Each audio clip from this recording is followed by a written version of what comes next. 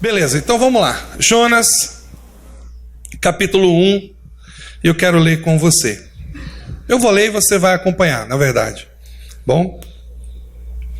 Veio a palavra do Senhor a Jonas, filho de Amitai, dizendo: Dispõe-te e vai à grande cidade de Nínive e clama contra ela, porque a sua malícia subiu até mim. Jonas se dispôs para fugir da presença do Senhor para Tarsis. E tendo descido a Jope, achou um navio que ia para Tarsis, pagou, pois, a sua passagem e embarcou nele para ir com eles para Tarsis, para longe da presença do Senhor. Mas o Senhor lançou sobre o mar um vento forte e fez-se no mar uma grande tempestade, e o navio estava a ponto de se despedaçar. Então os marinheiros, cheios de temor, clamaram cada um ao seu Deus e lançavam ao mar a carga que estava no navio para o aliviarem do peso dela. Jonas, porém, havia descido ao porão e se deitado e dormia profundamente. Chegou-se a ele o mestre do navio e lhe disse: Que passas contigo, agarrado no sono? Em outra tradução, dorminhoco. Achei interessante. Levanta-te, invoca o teu Deus, talvez assim esse Deus se lembre de nós para que não pereçamos. E diziam uns aos outros: Vinde, lancemos sortes, para que saibamos por causa de quem nos sobreveio esse mal. E lançaram sortes, e a sorte caiu sobre Jonas. Então lhe disseram: Declara-nos agora por causa de quem nos sobreveio este mal. Que ocupação é a tua? De onde vens? Qual é a tua terra? E de que povo és tu? E ele lhes respondeu: Sou hebreu, temo ao Senhor, o Deus do céu, que fez o mar e a terra. Então os homens ficaram possuídos de grande temor e lhe disseram: Que é isto que fizeste? Pois sabiam os homens que ele fugia da presença do Senhor, porque lhe havia declarado. Disseram-lhe: Que faremos para que o mar se acalme? Porque o mar se ia se tornando cada vez mais tempestuoso. Respondeu-lhes: Tomai-me e lançai-me ao mar, e o mar se aquietará, porque eu sei que por minha causa vos sobreveio essa grande tempestade. Entretanto, os homens remavam, esforçando-se por alcançar a terra, mas não podiam, porquanto o mar se ia tornando cada vez mais tempestuoso contra eles. Então clamaram ao Senhor e disseram: Senhor, rogamos-te que não pereças por causa da vida deste homem, que não pereçamos, e não faças cair sobre nós esse sangue, quanto a nós, inocente, porque tu, Senhor, fizeste como te aprouve. E levantaram a Jonas e o lançaram ao mar, e cessou o mar da sua fúria. Temeram, pois, esses homens em extremo ao Senhor, e ofereceram sacrifícios ao Senhor e fizeram votos. Deparou o Senhor um grande peixe para que o tragasse a Jonas, e esteve Jonas 3 dias e 3 noites no ventre do peixe. Ok? Vamos orar? Pai, muito obrigado pela sua preciosa palavra. Gera no nosso coração compreensão, clareza, entendimento a respeito dela, a respeito da tua palavra. O Senhor deseja ministrar no coração do teu povo. Eu creio que haverá nesse momento um derramar sobrenatural do Senhor sobre a tua igreja. Um derramar de sabedoria, um derramar de revelação, um derramar de graça da parte do Senhor, de forma que nós sejamos abastecidos, abençoados, de forma que as tempestades que estão dentro de nós sejam acalmadas em nome de Jesus. Deus, se tem alguém aqui passando por tempestades, passando por ventos, passando por lutas tempestuosas, passando por dificuldades, Senhor, que esse derramar da tua palavra seja algo especial nessa noite, em nome de Jesus. Amém.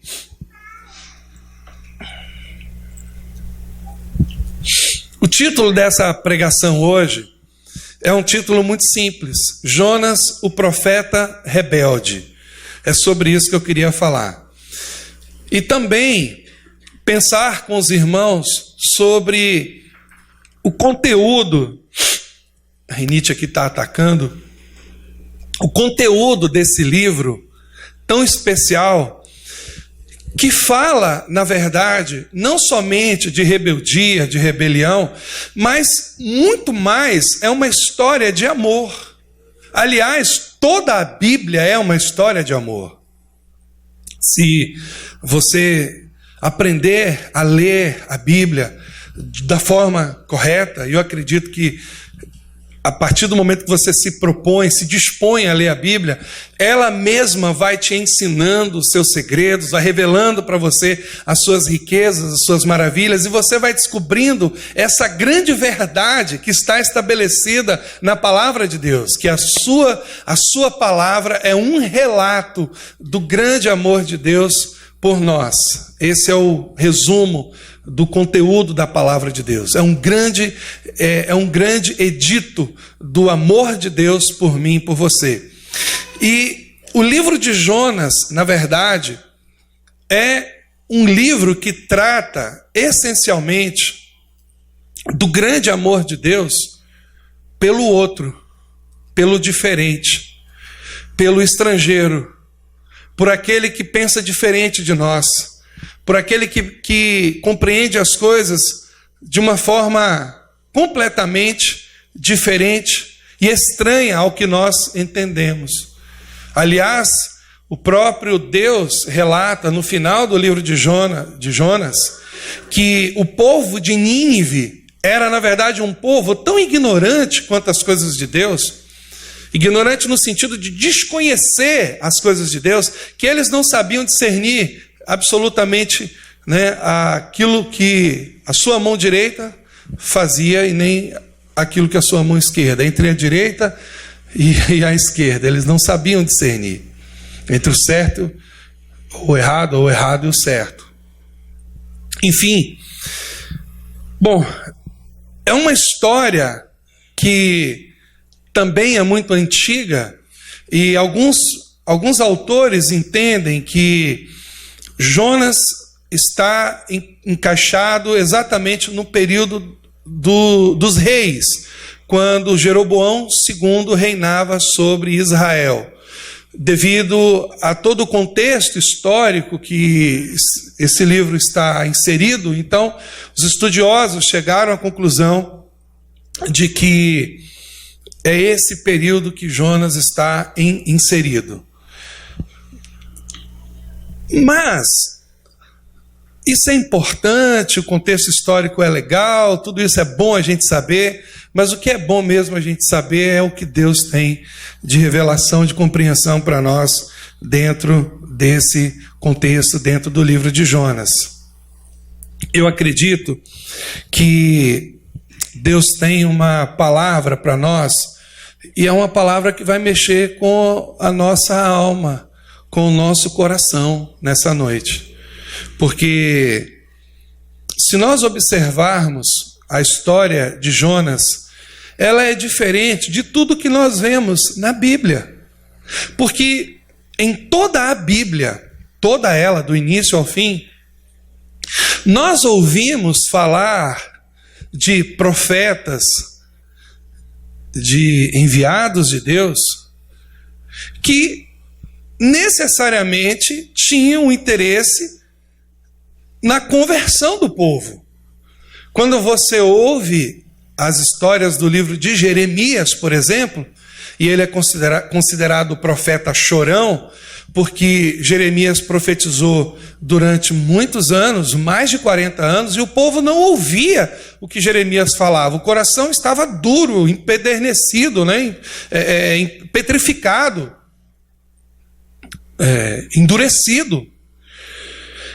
E chegou um tempo que ele não aguentou, ele desabou. Ele falava, ele profetizava, ele pregava, mas ao mesmo tempo ele chorava também, porque ele sabia o que estava por vir, Ele sabia o que viria para aquele povo por conta da dureza do coração. E o desejo de Jeremias era que aquelas pessoas se convertessem ao Senhor. O desejo de Jeremias é que aquelas pessoas olhassem para as suas atitudes, para os seus comportamentos e se voltassem para Deus e abandonasse o pecado, abandonasse a vida de rebelião e se voltasse para o Senhor. Mas no caso de Jonas é interessante porque a rebelião está no coração do profeta. Diferente, nós já conhecemos a história, ele vai a Nínive, ele prega em Nínive, e todo o povo, toda uma cidade, a Bíblia diz no próprio livro de Jonas, que são mais de 120 mil pessoas, e ele não faz muito esforço não, ele chega lá na cidade com aquela mensagem dura e crua, e ele diz, olha, daqui a 40 dias, se vocês não se voltarem para o Senhor, haverá juízo sobre vocês, e o povo então se derrete, a Bíblia diz que o povo se converte, e a Bíblia diz que o povo, não somente o povo, mas o rei daquela cidade estabelece um jejum, estabelece um decreto, aonde todos iriam jejuar, todos iriam se prostrar ante a face do Senhor e buscar ao Senhor. E o profeta, ele não se alegra com isso, o coração dele não estava interessado na conversão daquele povo, era único, é um caso único na Bíblia.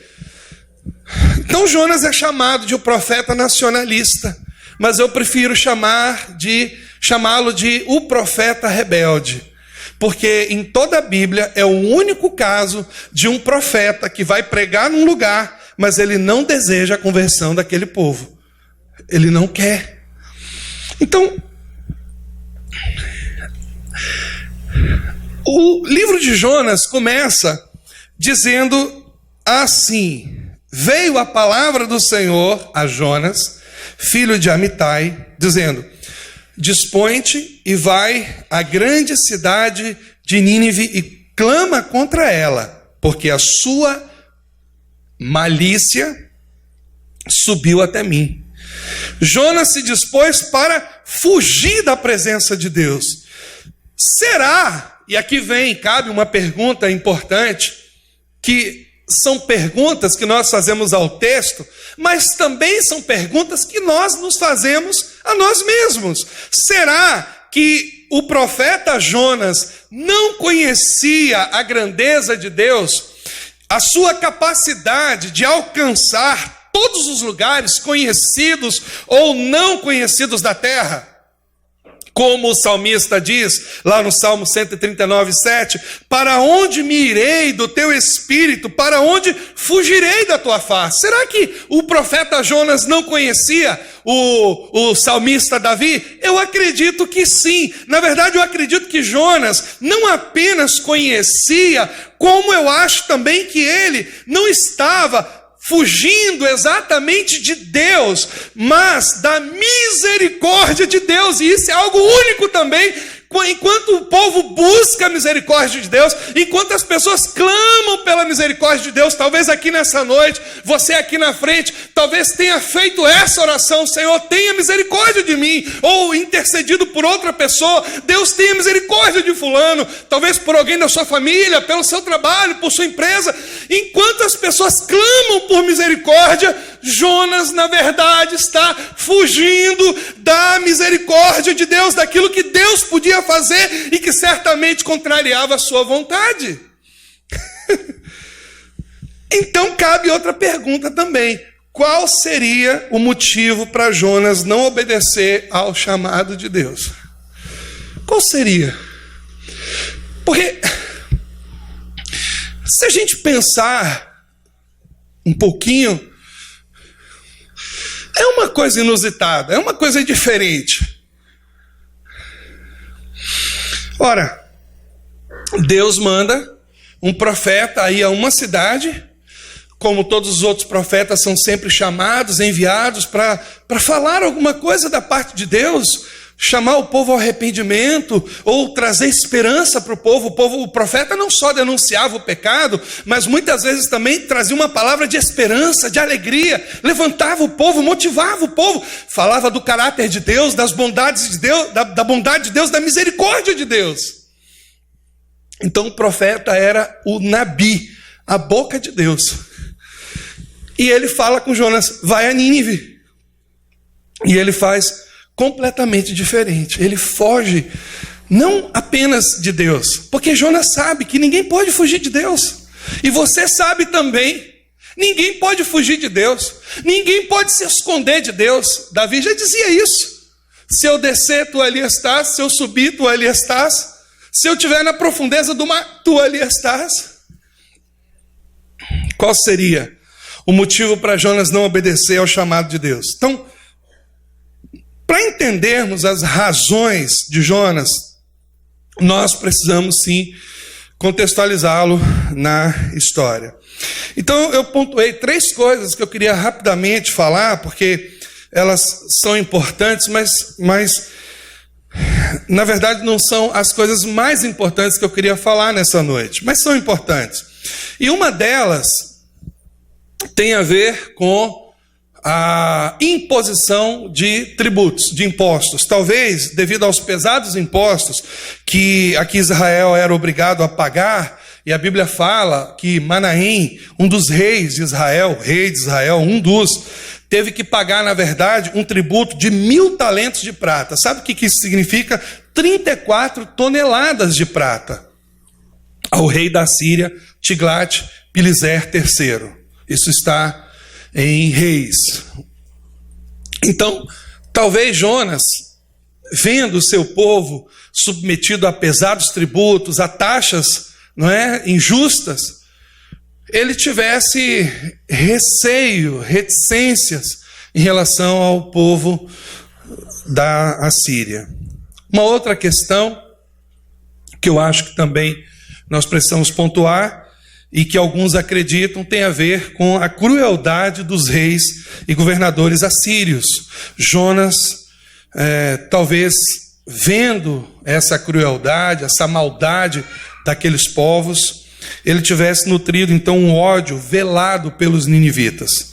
E há relatos terríveis como os de Assurbanipal, um dos governadores da Síria, onde ele mesmo relata o seguinte: capturei vários soldados com vida, cortei braços e mãos de alguns, de outros cortei o nariz, orelhas e extremidades, arranquei os olhos de muitos soldados, fiz uma pilha de vivos e outra de cabeças, pendurei as cabeças nas árvores ao redor da cidade, queimei os meninos e as meninas adolescentes.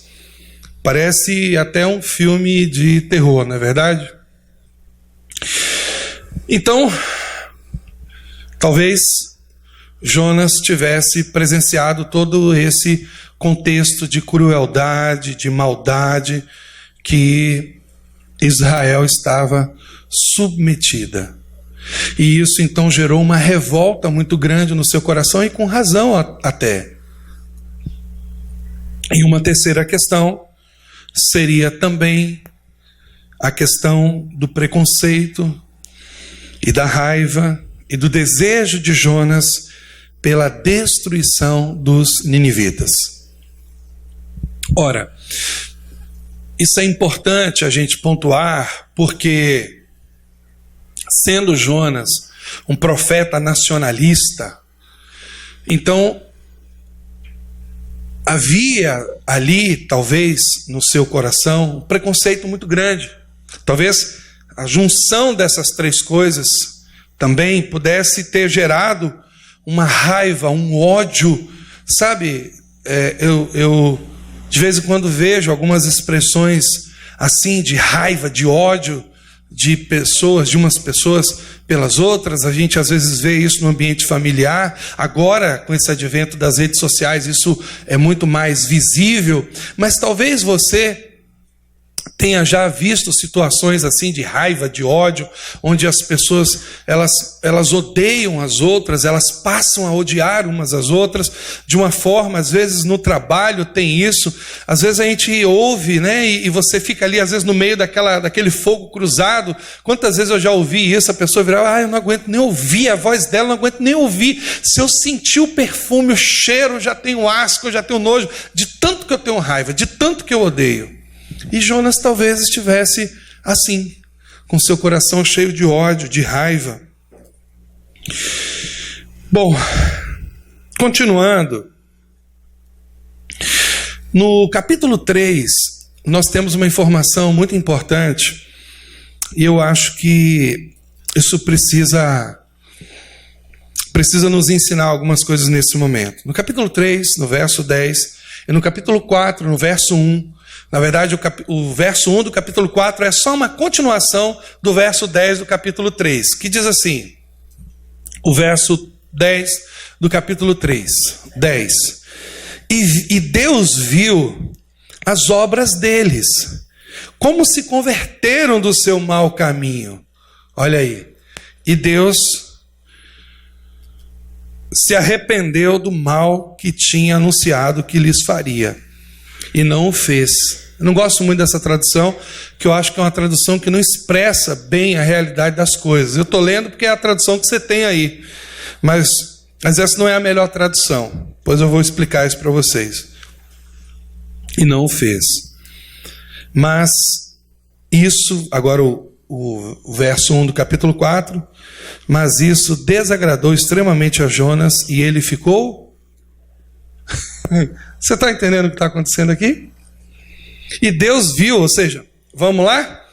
Jonas vai lá, prega naquela cidade, dá o recado que Deus falou para dar direitinho, talvez até mais interessado nos desdobramentos, nas consequências, mas tem um outro segredinho aqui também, porque Jonas foi com o seu coração temeroso. Não temeroso de que eles não se convertessem, mas temeroso de que eles se convertessem. Você vai ver isso lá no capítulo 4 daqui a pouquinho.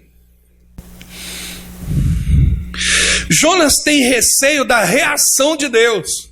Jonas está preocupado com Deus. Ele não está preocupado com o povo, ele está preocupado com Deus, como Deus vai agir. E ele vai lá, e ele prega o que Deus manda, e ele fala o que Deus fala, e ele anuncia o que Deus anuncia. E a Bíblia diz que Deus viu as obras deles, como se converteram do seu mau caminho. É interessante a gente pensar isso, porque em toda a Bíblia nós não vemos um evangelista como Jonas.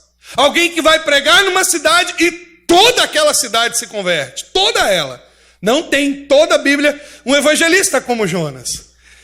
E o que Deus quer nos ensinar? Continua.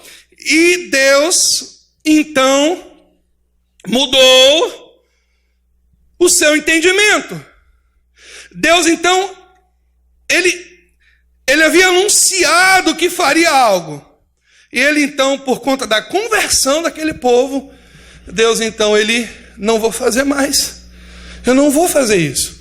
Eu não vou aplicar o juízo. Se eles se converteram, se eles mudaram o seu mau caminho, se eles corresponderam à mensagem, por que eu vou agir com eles com juízo? Eu vou agir com graça, com misericórdia, com compaixão.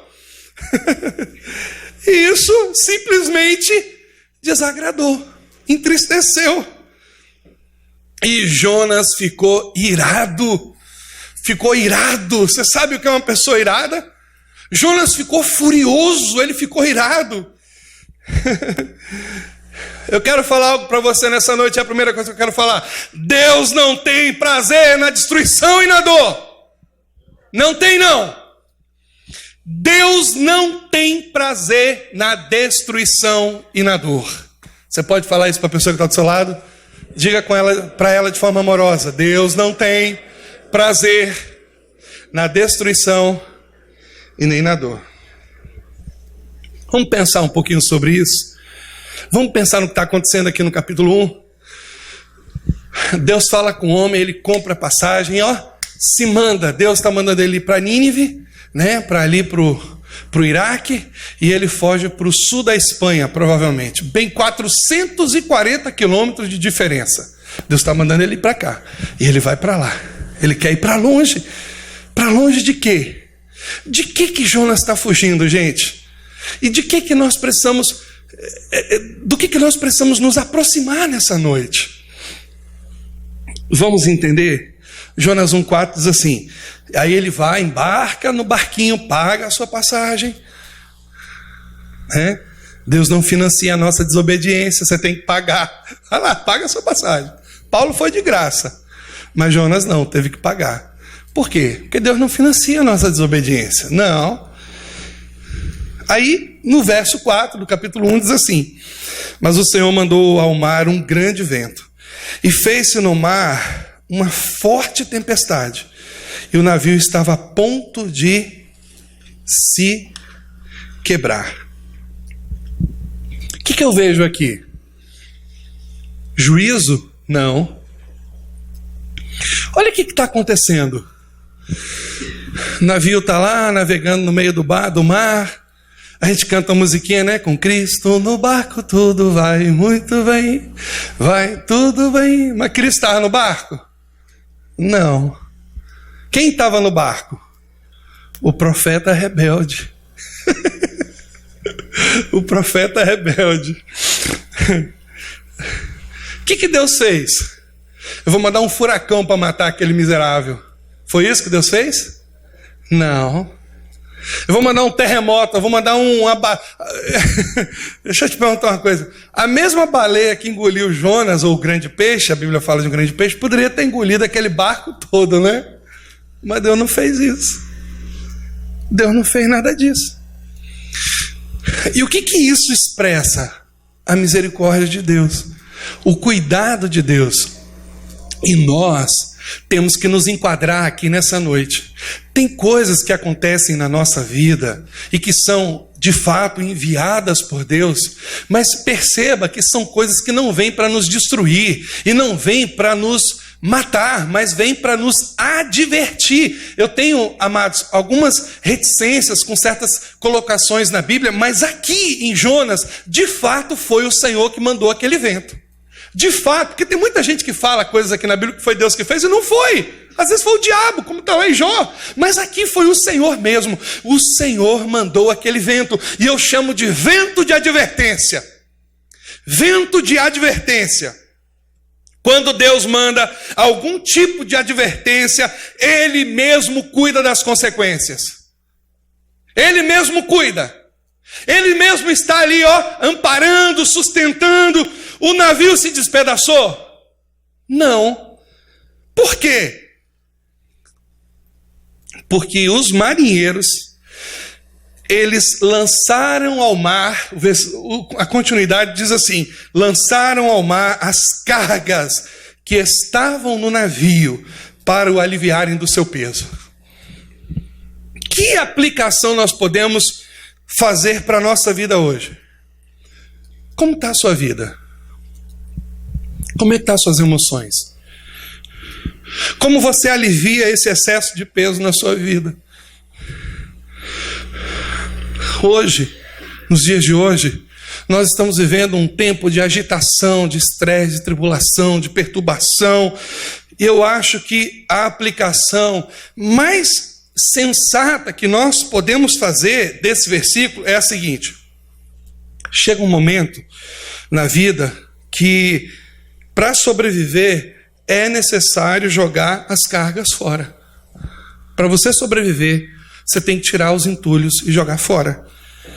Há certas coisas dentro de cada um de nós que não podem permanecer aonde estão, porque senão o barco vai afundar, o navio vai afundar.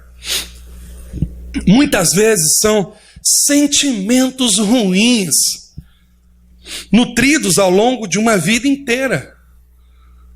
Sentimentos ruins, sentimentos doentios, sentimentos que estão dentro do coração, ocupando um espaço e trazendo um peso para a vida das pessoas, um peso terrível.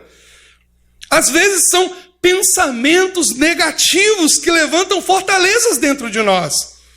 São pensamentos que se alojam dentro do nosso coração, se alojam dentro da nossa alma, e esses pensamentos também trazem um peso, também trazem dores grandes, terríveis. E há também feridas antigas que vão sendo petrificadas na alma da gente. É isso que eu percebo aqui. E é interessante que o texto diz que enquanto Jonas estava dormindo, os marinheiros foram jogando as cargas para fora do navio. O que me leva a perguntar o seguinte: quem são seus marinheiros? Quem você tem para te ajudar a jogar fora toda essa carga emocional que você está levando e que pode levar a sua vida a bancarrotas? Quem são seus marinheiros? Quem são seus amigos? Quem são as pessoas que podem tirar essas cargas, essas feridas, esses pensamentos, esses sentimentos ruins do seu coração? Eu venho observando ao longo da minha vida que isso é um fato. Há pessoas que não conseguem aliviar as suas cargas e a tendência dessas pessoas é adoecer e morrer. Porque o navio, a sua vida, tem uma estrutura. E Deus conhece os seus limites. Deus sabe os seus limites. Irmãos, preste atenção no que eu vou falar nessa noite. O propósito de Deus, ao enviar uma advertência para você, não é para destruir sua vida, não. Mas é para gerar temor no coração, como aconteceu com os marinheiros. Olha que coisa estranha. A pior coisa é uma pessoa que está fugindo de Deus, ou acha que está fugindo de Deus. Porque Deus está criando circunstâncias para levá-la, para mover, para tirar as cargas, tirar os pesos, tirar as dores, tirar as angústias, para tratar o coração daquela pessoa, para libertar. Gente, coisa boa é liberdade. Coisa boa é a gente ser liberto. Seja de um pensamento, seja de um sentimento, seja de uma ferida, de uma mágoa. É coisa boa a gente ser liberto. E sabe, amados, algo que Deus colocou no meu coração para ministrar o seu coração nessa noite é que você é vara boa, é que você é vara frutífera. Quando Deus está limpando você, Ele está limpando para que você possa produzir mais, para que você possa frutificar mais, para que você possa ser mais. E é assim que Deus faz, Ele limpa. Não é assim que está no Novo Testamento? Meu pai é o viticultor, né? E ele limpa as varas para que deem mais fruto. Vós sois as varas. Meu pai é o viticultor, é o dono. Ele vai limpar, ele vai fazer aquilo. Ele vai tratar, ele vai podar e vai limpar para que vocês possam dar mais frutos. É isso que Deus está fazendo com Jonas. Amados, coisa ruim é quando o coração da gente está cheio de mágoa, de ódio, de raiva. É ruim isso. Não é bom viver com essas coisas no coração. Não é bom você viver com sentimentos ruins no seu coração. Não é bom você viver com mágoas dentro de você. Não é bom, não. Isso não é coisa boa, não. Não é coisa de Deus para você, não. Deus não tem depósitos, filhos, como depósitos de mágoas, de sujeiras. Você não é poço poluído, não. Você é depósito do Espírito Santo. Sabe, Deus não criou pessoas para serem caçambas de lixo, não. Depósitos do que não presta, não. Deus criou pessoas para serem templo do Espírito Santo, ou templos do Espírito Santo. E eu venho observando isso. Há pessoas que elas não conseguem aliviar suas cargas, e é uma tendência, sim, essas pessoas adoecerem e morrerem, porque o navio, porque a vida tem uma estrutura, e Deus conhece seus limites. O propósito de Deus, ao enviar uma advertência, não é para destruir, mas para gerar temor. Temor. E foi o que aconteceu. Só que no coração dos marinheiros. No coração dos marinheiros. Olha aí. Então, os marinheiros, cheios de temor, clamavam cada um ao seu Deus. Você pode imaginar a cena? E Jonas? Jonas estava dormindo. Estava tranquilo. Sabe, o navio açoitado para lá, quase despedaçando, e ele lá.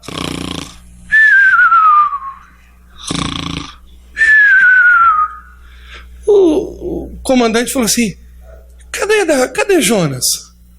Cadê o passageiro? Desceu aí. Aí o comandante desce no navio, quando vê lá Jonas dormindo. O comandante: ei, desperta, desperta. Esse é o chamado de Deus para mim e para você. Desperta! Não é hora de dormir, não. Desperta! O navio está afundando. Desperta! Os marinheiros estão lá fora jogando as cargas para fora. Por isso, amados, que eu acho tremendo e importante o G100. Eu acho maravilhoso o G100. Porque eu vejo no G100 pessoas como marinheiros. São pessoas dispostas a jogar fora as cargas que não servem nas tempestades. Às vezes dói, mas ajuda a cessar a tempestade. É maravilhoso o G100.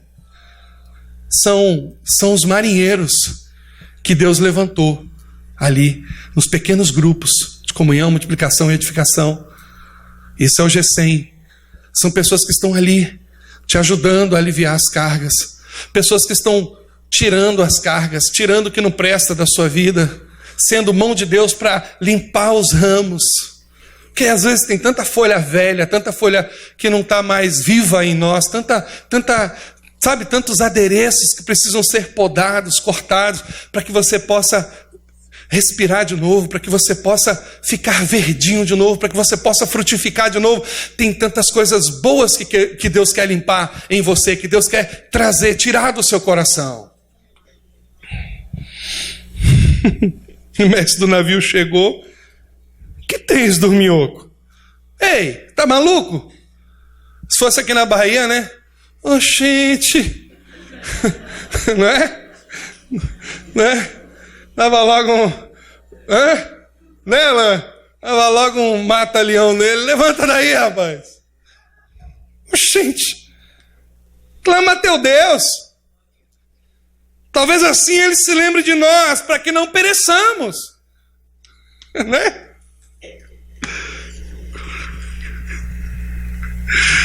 Segunda coisa, Deus tem interesse por todos os povos. Só que a gente precisa ver isso de uma forma menos abrangente também. Vamos pensar que Deus tem interesse por todas as pessoas? Vamos ser mais específico? Vamos ser mais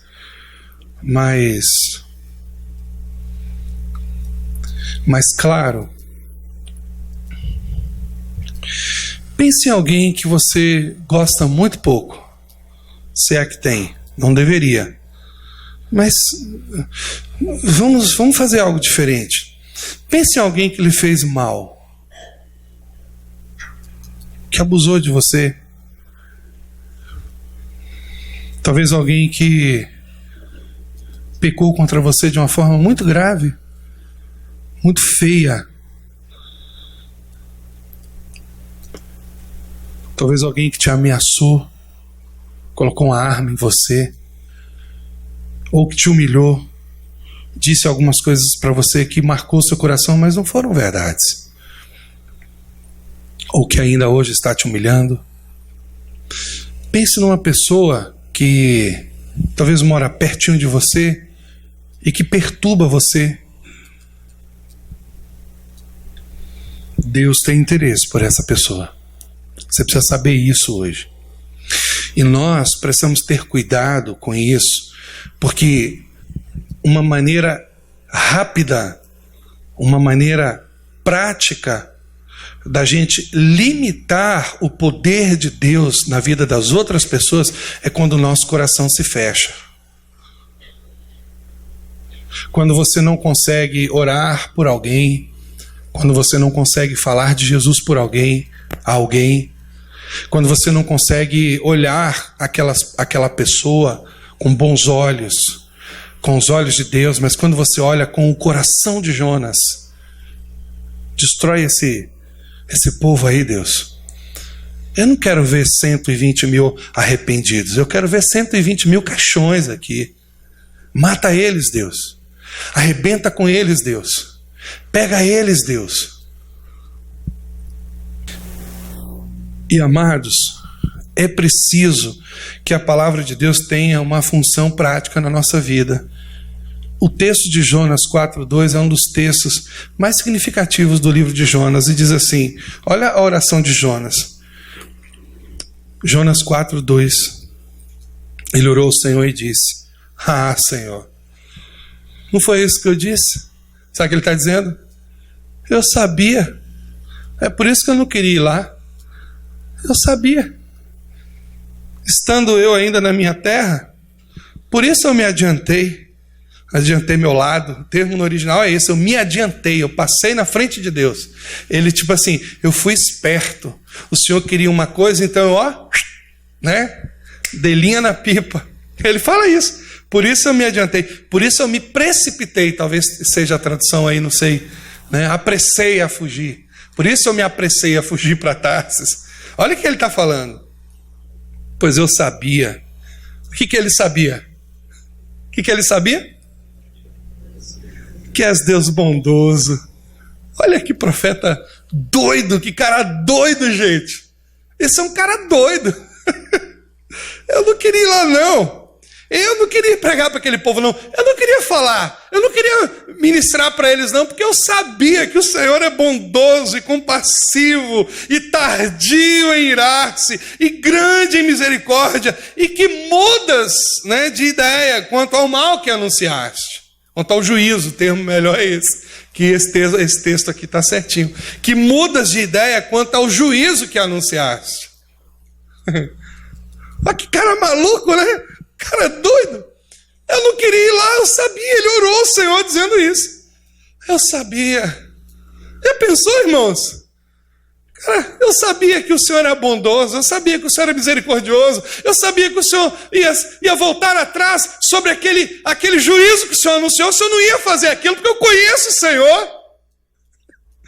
A bondade de Deus, a misericórdia de Deus foi um impeditivo no coração de Jonas. Por quê? Porque ele estava com o coração ferido, porque ele estava com o coração bloqueado, porque ele estava com o coração cheio de algo que não era de Deus. Porque quando o nosso coração está cheio de Deus, compaixão flui, misericórdia flui, graça flui, bondade flui. Mas o coração de Jonas estava cheio de ódio, de vingança, de raiva. Cuidado com isso no seu coração. Cuidado com isso no seu coração. Cuidado com esses sentimentos no seu coração. Senão você não vai ser profeta, você vai ser juiz. Cuidado com esses sentimentos. As redes sociais estão cheias de juízes.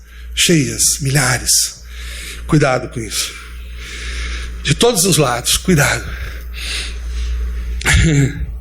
Deus tem interesse pelas pessoas, por todos os povos.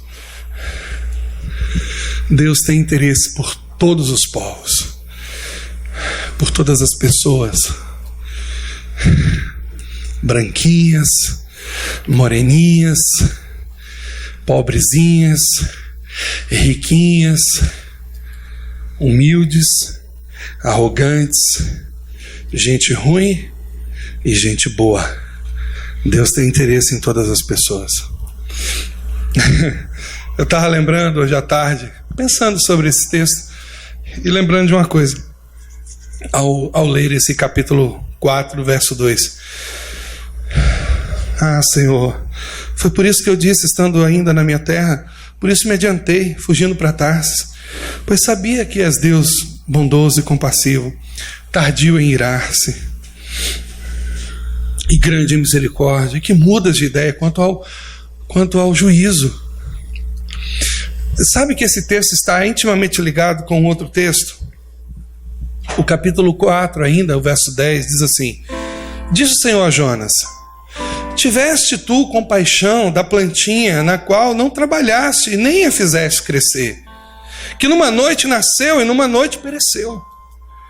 E não terei eu compaixão da grande cidade de Nínive, em que estão mais de 120 mil homens que não sabem discernir entre a sua mão direita e a sua mão esquerda, e também muitos animais? Ei, você teve compaixão de uma plantinha, algo que é absolutamente insignificante, Deus está dizendo para ele. Mas você não... Quer dizer, Deus está dizendo, você teve compaixão de uma plantinha e eu não posso ter compaixão de 120 mil pessoas. Sabe o que me veio ao coração? Tem gente que se compadece de tudo, menos de outras pessoas. Você já reparou que tem um povo doido? Se vê um cachorro na rua, quer levar para casa, mas não tem coragem de dar um copo de água a um semelhante. Você já reparou que tem gente assim? Que se compadece do que não é importante, mas não tem nenhuma compaixão com aquilo que é realmente significativo. Jonas era assim. E Deus tratou o coração de Jonas. Deus tratou o coração de Jonas, amados. Deus trata o nosso coração.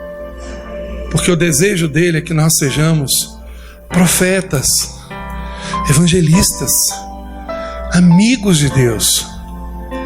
O Senhor trouxe você aqui nessa noite para falar o seu coração. O que você é? Ou quem você é? Essa palavra fala de identidade nessa noite. Você não é depósito de mágoa, de ressentimento, de maldição.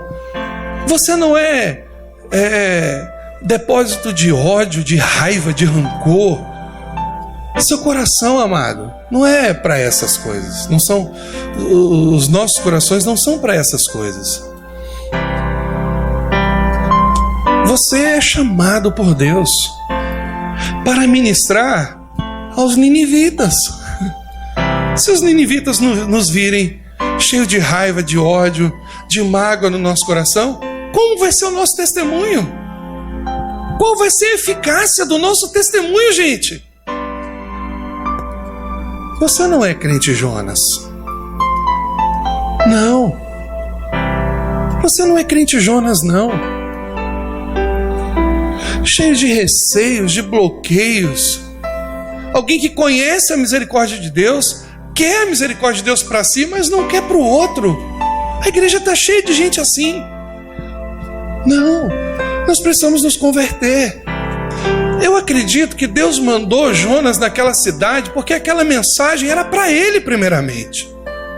Se convertam, se voltem para o Senhor, porque senão o Senhor vai destruir essa cidade. No fundo, Deus mandou Jonas àquela cidade porque Deus queria que ele fosse o primeiro convertido daquele lugar. E amados, nós precisamos reavaliar o nosso coração. Que tipo de profeta nós estamos sendo para essa geração? Como é que está seu coração? Como é que está você por dentro? Você está falando de Jesus como? Como é que você está abrindo a sua boca para ministrar Jesus para as pessoas? Olha para o seu coração, olha para você. Como está o seu coração?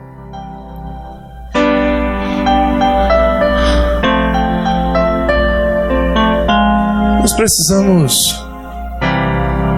precisamos de arrependimento nessa noite. Talvez nós estejamos muito mais parecidos com os ninivitas, que não estão sabendo discernir a nossa mão direita da nossa mão esquerda, do que como verdadeiros profetas de Deus. Nosso coração precisa estar limpo. Nosso coração precisa estar aberto para o mover de Deus, para a graça de Deus, para a misericórdia de Deus. Mesmo Espírito de Deus está em nós, ou deveria estar em nós. O coração de Deus. Sabe, amados, o Espírito de Deus, ele carrega o coração de Deus.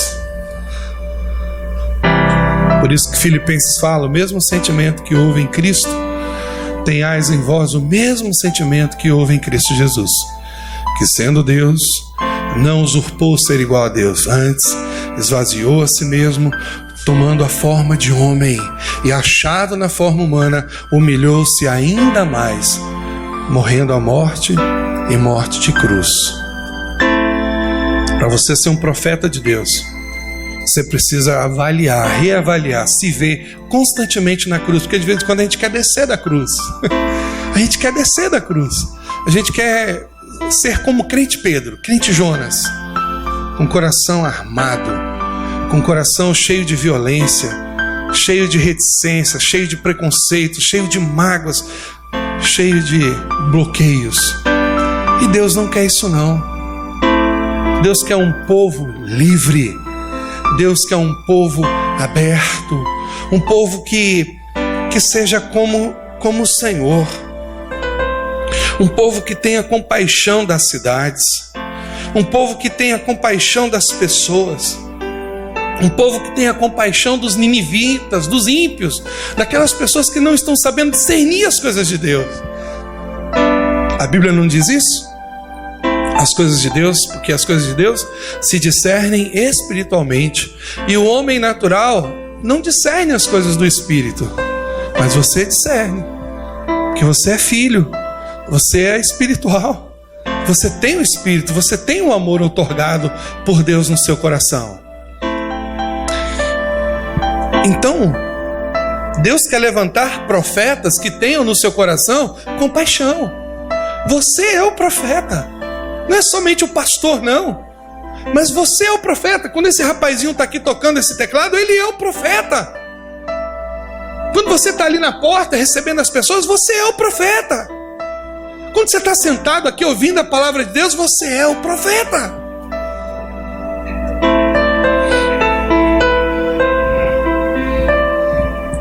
Essa tem que ser a mensagem de Deus para o nosso coração nessa noite. Deus tem compaixão das pessoas e nós precisamos ter também, amém? Fica de pé em nome de Jesus. Vamos orar.